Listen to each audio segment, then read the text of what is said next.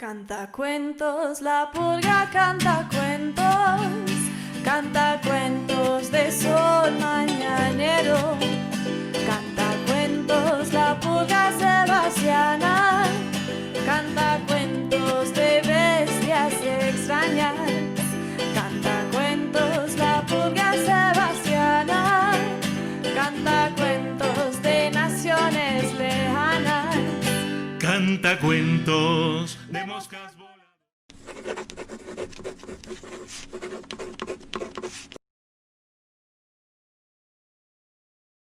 Kafka es uno de los escritores que ha sembrado la modernidad con una escritura que ha creado unas tendencias originales. Es de una sencillez a la vez muy compleja, de una complejidad muy sencilla, como se quiera entender. Partiendo de la propia realidad cotidiana, va elaborando una serie de fábulas o de mitos que trastornan esa realidad cotidiana aparentemente frívola en una realidad horrorosa, de terror. El caso clásico es su primera gran novela, La Metamorfosis, en la cual Gregorio Samsa, el personaje principal, un buen día termina convertido en su propia casa en un insecto que es repudiado por sus propios familiares.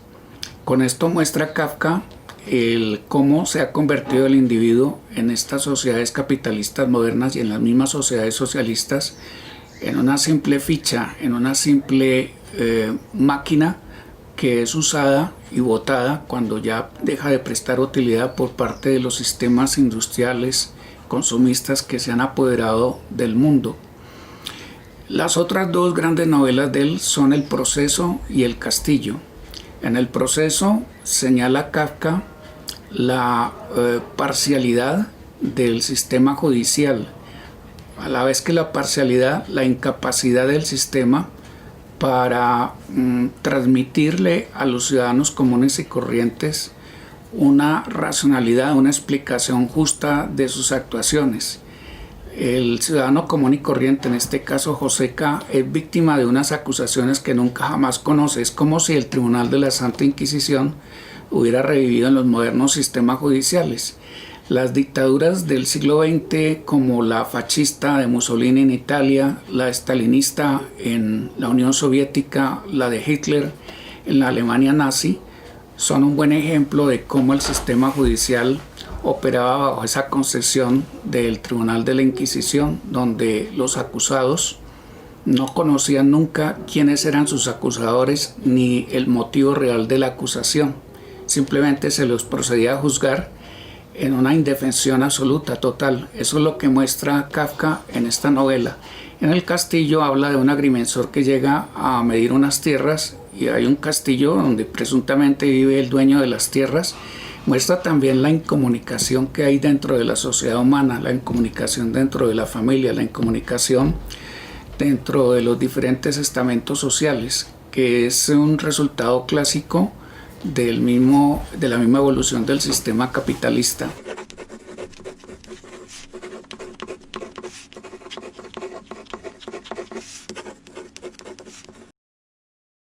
Kafka es un escritor que, digamos, en la vida común y corriente fue un perdedor. Fue un perdedor porque él nunca pudo lograr realizar lo que su padre le pedía: montar una familia, ser jefe de una familia, ser empresario, ser triunfador, ser exitoso, etc. Kafka por eso ha pasado a personalizar o a simbolizar a los fracasados, que son millones o somos millones en esta sociedad. Hablemos un poco de la vida de Kafka. Kafka nació en 1883 en Praga, la capital de lo que hoy se conoce como República Checa. Él nació de una familia judía, hablaban alemán y hablaban checo. Kafka estudió en alemán y sus obras fueron escritas en alemán. La familia en la cual él nació era una familia de clase media alta de Praga. El papá era comerciante, después se convirtió en industrial. En realidad se enriquecieron, ¿no? Y el papá, que se llamaba Hermann, y la mamá, que se llamaba Julia, sobre todo el papá, aspiraba a que Franz, como era el mayor de la casa, lo reemplazara como líder de sus negocios, pero Franz no demostraba esa habilidad, ese talento para ese tipo de actividades, y eso provocó que Hermann, el padre, lo utilizara, lo censurara, se convirtiera en una especie de torturador permanente de los primeros años de vida como infante y luego como adolescente de Franz. Franz internalizó tanto estas burlas, estas exigencias, estas invectivas del padre contra él, que luego escribió la famosa carta al padre, en la cual prácticamente hace un recuento de toda su vida, una vida que para él fue una vida miserable al lado del papá, y cómo, aunque el papá lo creía un fracasado, él había encontrado en la literatura la única razón para vivir y para realizarse como persona, cosa que para el padre era una defecio. Kafka habló desde su papel de víctima de este tipo de sociedades. En su parte afectiva jamás pudo tampoco solidificar sus relaciones con varias mujeres con las cuales tuvo un intento de aproximación. Se recuerda en especial 4 de ellas. La primera, Felicia Bauer, con la que inclusive hizo una promesa de matrimonio y estuvieron a punto de casarse. Estuvo conviviendo con ella en Berlín, Alemania, era también judía, pero el matrimonio o la promesa de matrimonio se deshizo. Kafka no tenía, o tenía dentro de su carácter, una cierta debilidad, un cierto temor ante correr ese tipo de riesgos. Estuvo también intentando comprometerse con una joven llamada Julia, que era de una clase social inferior a la que pertenecía Kafka, y los familiares de Kafka, clasistas al fin y al cabo, le censuraron esa relación y la tuvo que cortar por eso. Eso demuestra también la debilidad de carácter que tenía Kafka ante esas presiones y censuras de su propia familia. Con la tercera de esta serie de mujeres con las que tuvo una relación más íntima, Milena, que era traductora, era literata y que estaba casada, tuvo una relación bastante profunda.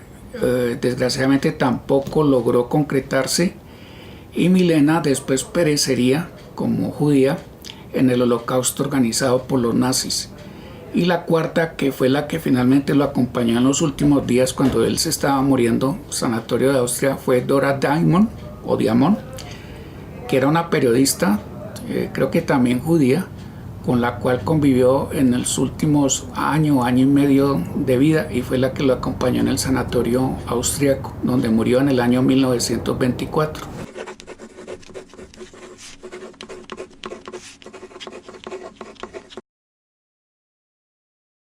Era un hombre taciturno, reconcentrado, de pocas amistades, que se dedicó desde muy joven a escribir como se diría clandestinamente. Y él se encerraba en las noches con su novia, la literatura, a tratar de hacer visibles en papel muchos de los sueños, de las pesadillas que lo perseguían. Así escribió una serie de cuentos, entre los cuales reconocemos La colonia penitenciaria, que es un cuento premonitorio de lo que sería luego el sistema penal y judicial de los nazis. Escribió también cuentos como Informa la Academia, que es una burla, una sátira al mundo académico, y otros cuentos que han pasado a la historia de la literatura como entre los mejores cuentos que se hayan escrito, en los cuales se demuestra la gran alienación que tiene el ciudadano de estas sociedades modernas.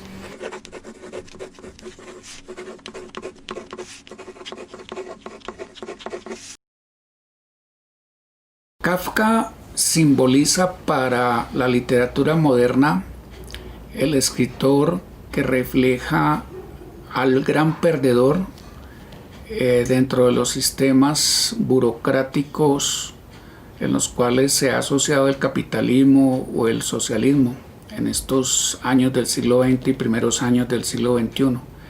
Es un escritor perdedor que prácticamente permaneció anónimo durante su vida. Muy poco de sus textos literarios se lograron conocer. Inclusive algunos de ellos que intentaron publicarse no tuvieron mayor aceptación. Por eso él, tal vez arrepentido entre comillas de haber escrito estos textos le pidió a su albacea, a Max Brock, su gran amigo, que los quemara una vez él muriera, porque seguramente dentro de la depresión que tenía, entendía que esos textos no tenían ningún valor. Afortunadamente Brock, que los había leído y que entendía que sí había un gran valor en esa literatura que había escrito Franz, no hizo caso de la promesa que le había hecho a su amigo de quemar los textos, los conservó y luego los hizo publicar. Y así fue como el mundo, después de la muerte de Kafka, conoció a este genio judío que vivió en la oscuridad en esa Praga entre las finales del siglo XIX y primeros años del siglo XX. Kafka ha influenciado inclusive buena parte de la literatura latinoamericana. El propio García Márquez reconocía la influencia que habían tenido en sus obras textos de Kafka como La Metamorfosis, porque La Metamorfosis es un anticipo del realismo mágico que cultivó García Márquez. Igualmente otros escritores de América Latina como Rulfo tienen una deuda literaria con este maestro de Praga. Yo diría que la literatura moderna no sería lo mismo sin la presencia de Franz Kafka. Kafka es uno de los grandes pilares de la literatura moderna y sin Kafka, sin Joyce, sin Proust, difícilmente tendríamos el tipo de escritura, de novelas, de producción literaria que tenemos en la actualidad.